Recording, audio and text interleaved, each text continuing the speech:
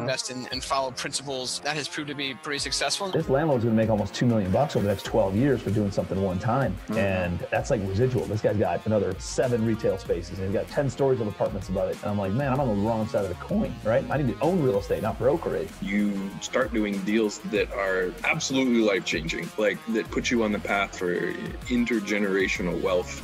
Welcome to the Real Estate Home Runs podcast. I am your host, Luis Vanderhorst. This is a podcast for busy professionals who want to learn about passive income producing strategies that have helped others crush it in the real estate world. Whether you are a new or seasoned real estate investor, this is the podcast for you.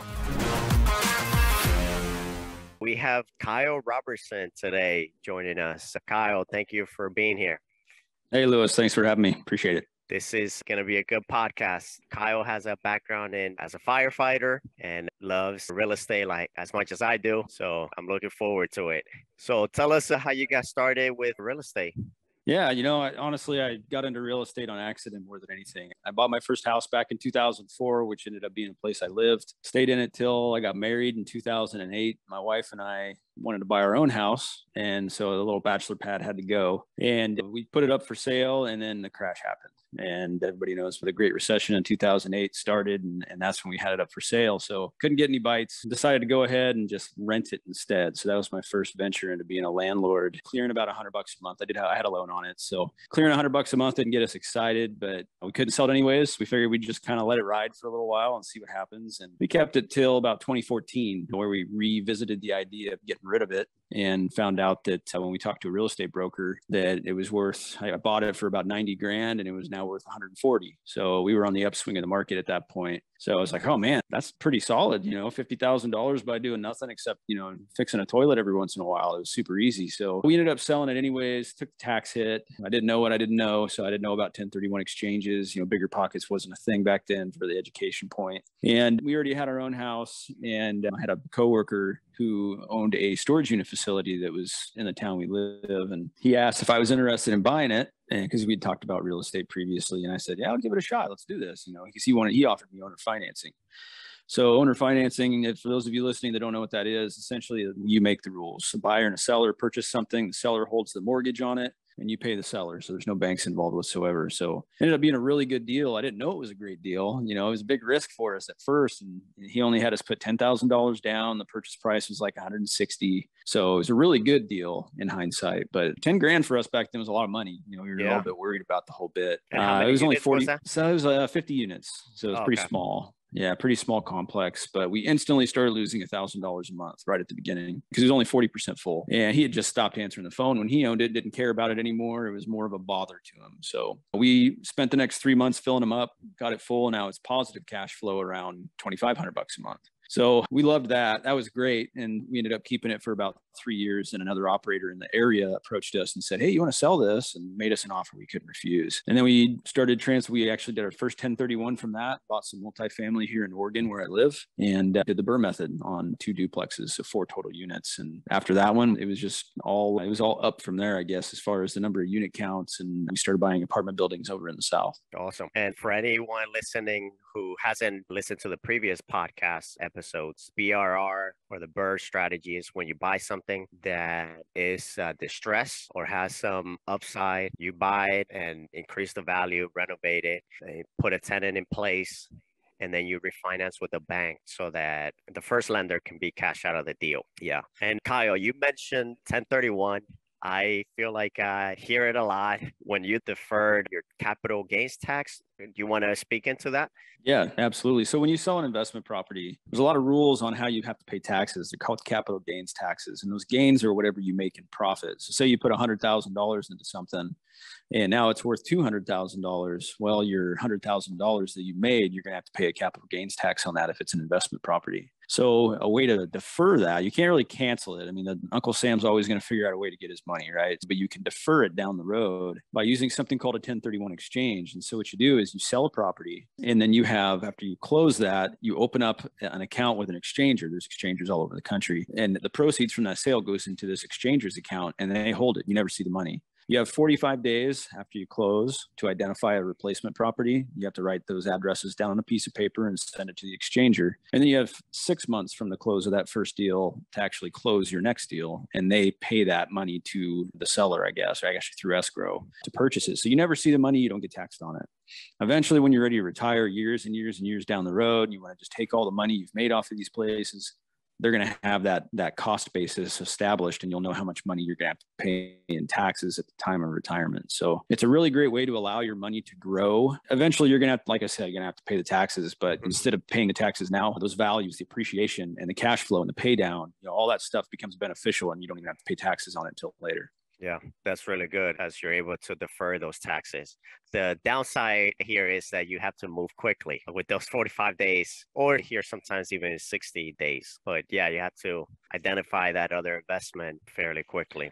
Yeah, when they put you on time frames like that, it makes things pretty difficult. It's you got to really be, put your nose to the grindstone and be shopping pretty hard. And really, it's a bad move if you're so worried about paying your capital gains tax. It's a bad move to buy a bad deal, though. So, I mean, even in that 45-day period, if you can't find something, sometimes it's a better option just to take the tax hit right when it happens, because purchasing bad deals, you're going to lose more than just what you'd pay in capital gains. So you got to really be looking hard, but don't get desperate. That's good. Yeah, that's a good advice, especially now with everybody wanting to buy and some people just want to get their feet wet.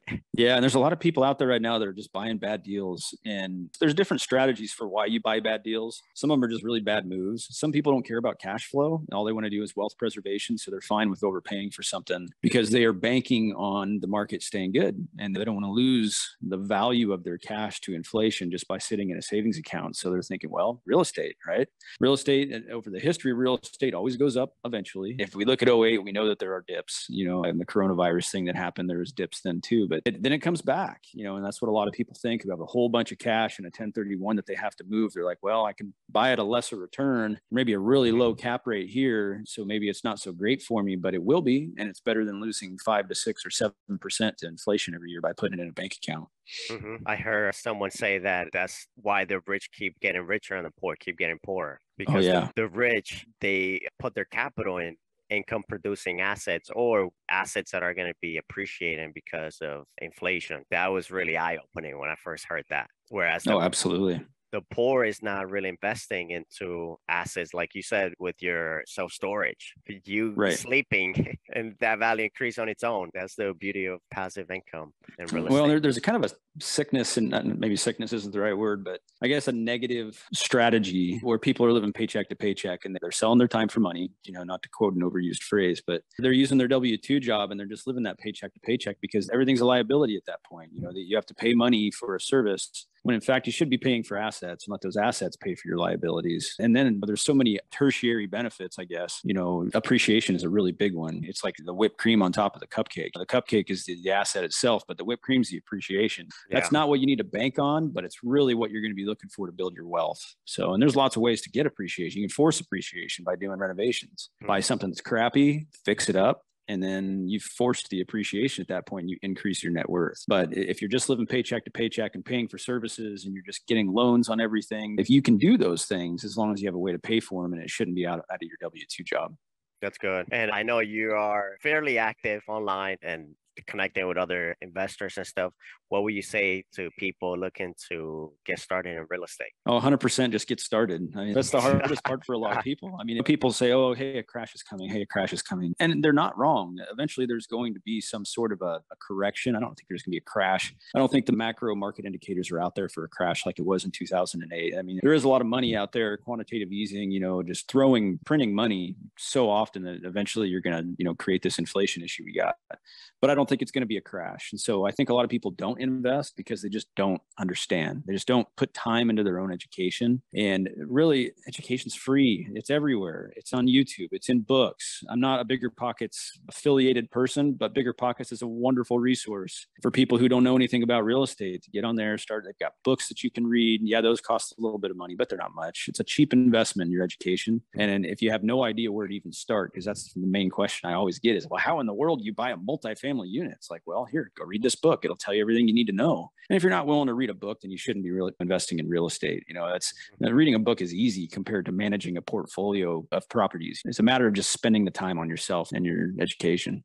Nowadays, what's nice is that you don't even have to physically sit down and read a book. You can listen to an audiobook while you're working, while you're doing dishes, while you're changing the baby's diaper, whatever it is. There are a lot of opportunities to get educated.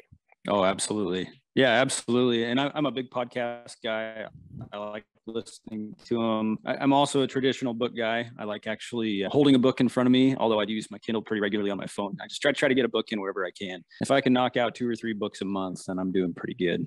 That's good. Yeah. And what are some perhaps mentors or teachers who have helped you get to this level? And I know you mentioned you have bought many of your deals on your own without any partners, any syndications. What has helped you stay focused?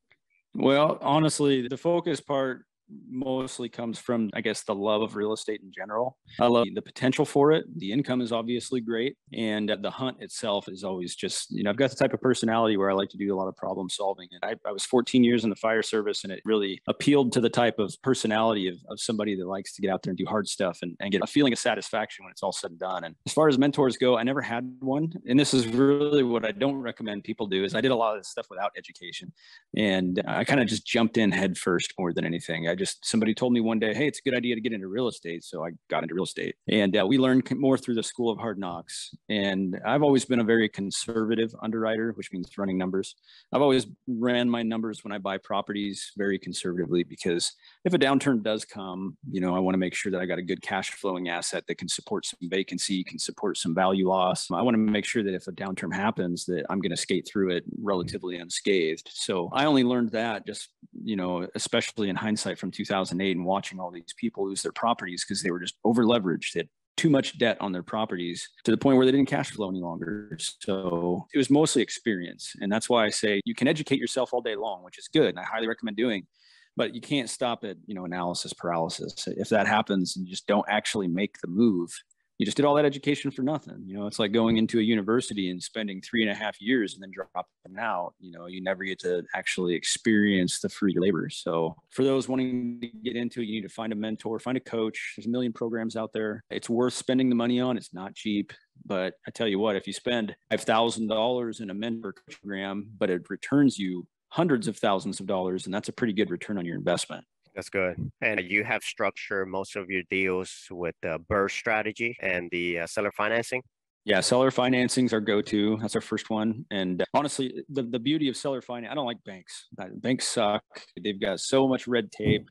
There's underwriting, there's appraisals, there's things. When you get some experience under your belt, you don't need that stuff. Banks do that stuff to protect themselves, not necessarily to protect you. So when you do so in owner financing, you got a seller who probably owns something outright with no balance on their loan. They want the cash flow, right? And so you can provide that for them by having them be the bank. And then you guys get to make all the rules. You get to say how long this interest rate is fixed for, when they need to be paid off, whether it's 5, 10, 20 years, however long they want to get that cash flow from you.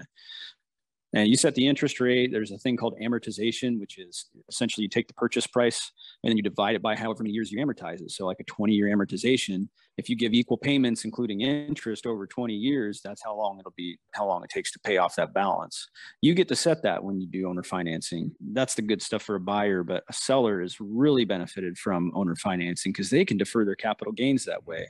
If, like, say you do an interest-only payment to them, they don't have to pay capital gains on any principal because you're not paying principal. They get to keep that balance for as long as you guys agree to do that. So for somebody that's maybe going to retirement age, they own a duplex or some sort of an investment property. Maybe they like the income from the duplex, but they want somebody else to deal with the headache of the property. They'll sell it to you on owner financing. Now you pay them, they get constant income and continue to build that cash flow that helps them live comfortably. You get an asset that appreciates, tax benefits, the balance goes down if you're paying principal. It's really a win-win situation. So we start with that. We start with owner financing. And if we can't do that, we'll do traditional bank financing. And we like the BRRRR strategy just because you can force the appreciation that way. That's good. Yeah. And there are different ways to skin a cat.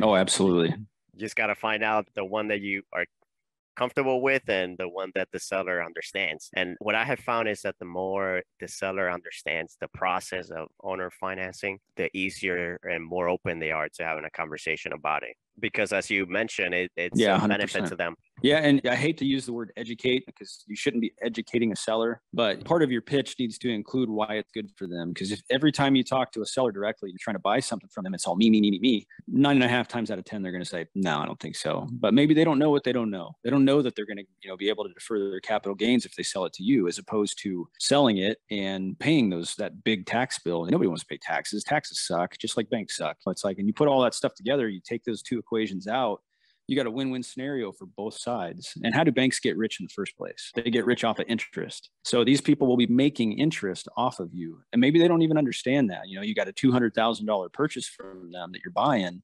They don't understand they're going to make $225,000 by the time this thing gets paid off. They're making more than what they thought they were, but they don't know that unless you explain that. So sometimes it helps to solve the seller is what I call it. You got to figure out what makes them tick and what they want, and try to figure out how to make it equitable for both. Win-win situations. Yeah. And what are some things that you feel like have helped you? I like to ask every guest this: 3 principles that have helped you hit real estate home runs, singles, doubles in life. Oh man, in life, I'll start with that one. It's got to be your family, because for those of you who are married, have children, you need to have some sort of buy-in and support system for doing this sort of a venture. Because for me personally, my wife wasn't interested in real estate. In doing some small deals at the beginning and showing her the type of success that we could have, I got buy-in from my wife. And now at this point, she's smarter than I am. If I walked out and got hit by a car right now, she'd be able to run this business and probably grow it faster than me. So definitely the support system. And we already talked about the education piece of this. You just educate yourself like crazy. Always be a student of the game. Things are always changing, especially on the tax side of things with the government. So you really got to keep an ear to the ground. And I guess kind of thirdly, but related to that last one, is a good CPA. If you get into any sort of business opportunity, any sort of real estate opportunity, you got to have somebody looking out for your money and your best interests. Pay your CPAs well. They're expensive for a reason, and take really good care of them. Offer value to them at the same time, because that was a game changer for us. As you get bigger and your business and your real estate gets more complex, if you don't have somebody that knows all the ins and outs, and I don't, and to this point, I really don't. There's a lot of stuff that my CPA does that I'm just like, I don't know how the hell you did that, but good for you. Thank you so much. Good for me too, And it's a wonderful piece of your team. When you're building your team needs to include a good CPA, a good real estate broker, property manager, because we don't self-manage anything anymore. We're trying to buy our time. Our why is our time. So a property manager supplies that for us. They take care of all the headaches and we get all the benefits. And then also a contractor, which is a whole nother hour-long conversation about vetting good contractors. Just make sure you spend your time when you're hiring a new contractor, vetting them and making sure that they're a good fit for you. That's good. Look at you intertwining number 1 and number 3. Wasn't even planned.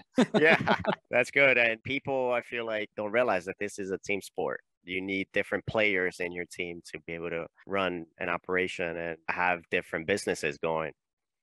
100%. Yeah. And how can people stay in contact with you, learn more about what you're up to? I'm on Facebook primarily. I've got the other accounts like Twitter and Instagram. I don't use them all that often, but they are out there. But you can find me on Facebook. It's Your Multifamily Mentor is the name of my Facebook page. So look me up on there and reach out. I'd love to talk shop.